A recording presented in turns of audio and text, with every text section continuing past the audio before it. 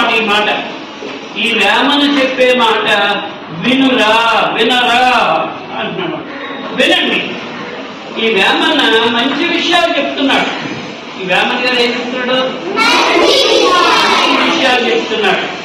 కాబట్టి మీరు అందరూ ఏం చేయాలి? అందరికి అర్థమైందా? వేడి పండు చూడ ఏమైందును,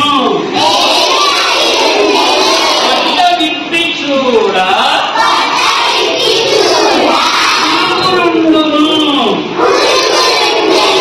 పిరికి వాని మదిని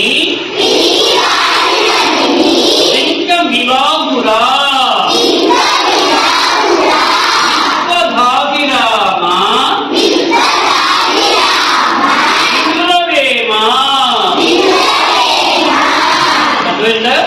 మేడి పండు చూడడానికి బంగారులా ఉంటుంది. మేడి పండు చూడడానికి ఎలా ఉంటుందా? ఉంటుంది. కానీ దాని పొట్ట విప్పి చూస్తే ఉంటాయి. దాని పొట్టలు ఏముంటారా? పురుగులు చూడగానే మనం ఏం చేస్తాం? ముందు చూస్తాం, అబ్బా మేడి పండు చాలా బాగుంది అని కోస్తాం. చూడడానికి బంగారంలా ఉంది, చాలా బాగుంది అనుకుంటాం. తీరా తిందామని దాని పొట్ట ఇలా ఎక్కువగానే ఉన్నాయి. వెంటనే ఏం చేస్తాం? పిరికి వాని మదిని ఇంకా మీలాగురా. పిరికివాడి యొక్క మదిలోన మనస్సులోన ఇలాగే ఉంటుంది. వాడు పైకి చాలా బెంకంగా చాలా గర్వంగా మాట్లాడతాడు. నేను చాలా ధైర్యవంతుని అంటాడు, నేను చాలా బలవంతుని అంటాడు కదా. అప్పుడు ఏమనుకుంటాం మనం? బలవంతుడేమో, అయ్యి బాబోయ్ ధైర్యవంతుడేమో అనుకుంటాం. తీరా పక్కకు వచ్చి పిల్లొచ్చి మ్యా అనగానే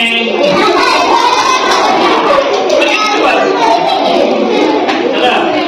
మాటలు ఉన్నాయి, మాటలు చూస్తే ఉన్నాయి, నాకు ఎలా ఉన్నాయి? ధైర్యవంతుణ్ణి, నేను బలవంతుణ్ణి, నేను తెలివైన వాడిని అంటాడు.